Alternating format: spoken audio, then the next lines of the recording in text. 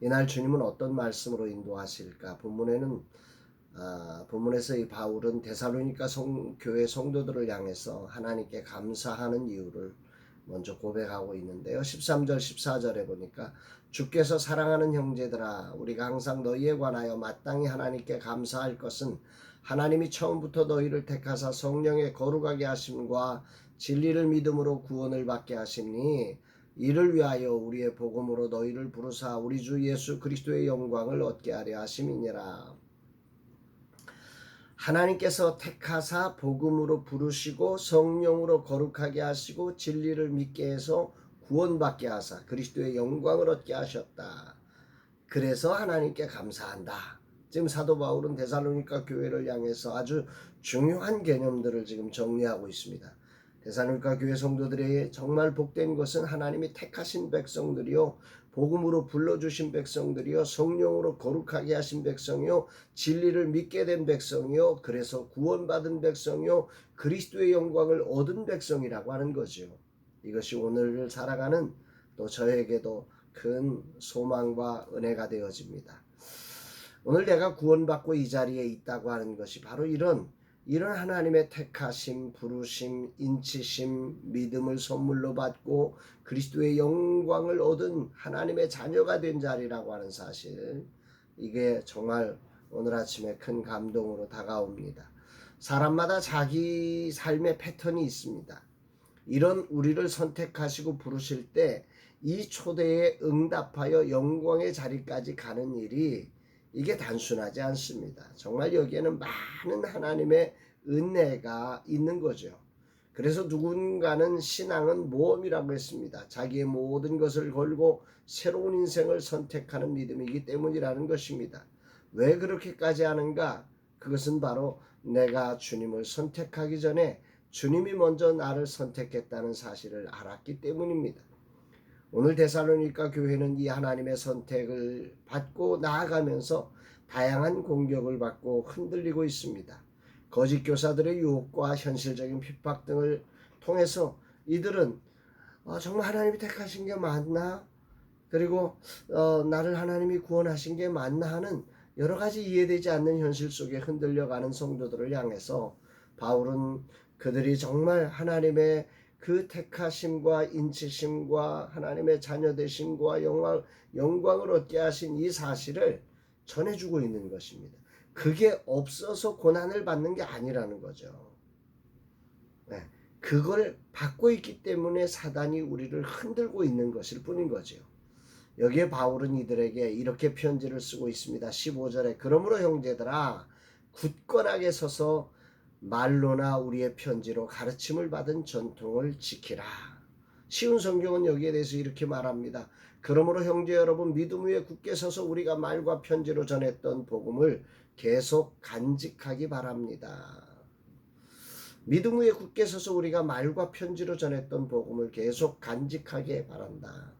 여기 굳건하게 서서라는 의미는 임박한 위기에 직면하여 악의 세력이 크다고 두려워하거나 또 장차 어떤 일이 벌어질지에 대해 동요하거나 흔들리지 말라는 뜻이고, 적극적으로는 오히려 복음의 진리를 굳게 부여잡고 담대하게 대처하라고 하는 뜻입니다. 바울이 로마서에서 했던 말씀이 생각납니다. 로마서 8장 29절로 30절 하나님이 미리 아신 자들을 또한 그 아들의 형상을 본받게 하기 위하여 미리 정하셨으니 이는 그로 많은 형제 중에서 맏아들이 되게 하려 하심이니라.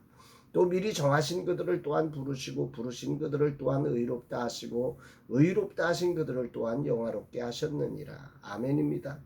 복음을 간직한다는 것은 바로 하나님의 주권을 인정하며 오늘이란 위기적 삶을 주님의 말씀을 따라 살아간다는 의미입니다. 아멘이죠. 선교 사역을 한다는 것은 날마다 위기를 만나는 것과 같다고 생각합니다. 아무것도 없이 그 길을 걸어야 하기에 그렇습니다. 모세가 이스라엘 백성들을 이끌고 나왔는데 뭐가 있습니까? 만난 건 홍해밖에 없습니다. 홍해가 툭하니 가로막습니다. 뒤에는 애굽의 군대가 쳐들어옵니다. 어떡합니까? 주님이 보여주는 것을 향해 나간다는 것은 이런 도전과 같은 거죠. 기존의 루틴을 거부했기에 기존의 루틴대로 돌아가면 안전한데 그 길을 따라가는 건 한 번도 가보지 않은 길이기에 여러 가지 새로움을 입어야 하기에 위기를 만날 수밖에 없습니다. 인격에도 위기가 생기고, 재정에도 위기가 생기고, 능력에도 위기가 생기고, 환경에도 위기가 옵니다.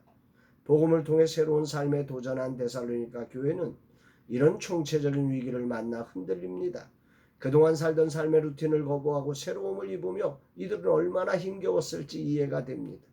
선교적 삶이란 이런 총체적 위기를 만나는 것입니다. 이런 위기가 없는 삶이 잘 사는 삶이 아니라 이런 위기를 만나는 것이 삐뚤어진 세상, 주님의 뜻이 훼손된 세상에서 살아가는 당연한 반응일 것입니다. 다만 이런 총체적인 위기를 말씀을 붙들고 바울처럼 사느냐 아니면 핑계하며 예전의 루틴으로 돌아가느냐의 차이일 것입니다. 세상이 주는 현재적 떡을 먹고 살 것이냐 아니면 주님이 주시는 영원한 떡을 먹을 것이냐 사이의 선택인 것입니다. 오늘이란 시간 선교적 삶을 살면서 다가오는 이런 총체적 위기의 삶을 주님이 은혜로 주신 믿음으로 견뎌내며 내가 있는 곳 나를 만나는 이들에게 하나님 나라를 보여주는 주님의 대사로서의 삶을 드러내는 하루가 되기를 기도합니다. 주님 이 하루 저를 통해 하나님 나라가 보여지게 하소서. 총체적 위기를 살아가되 비굴하거나 비참하지 않고 가난한 자 같으나 실상은 부유한 자의 삶을 살아가는 믿음이 있게 하옵소서 고백합니다.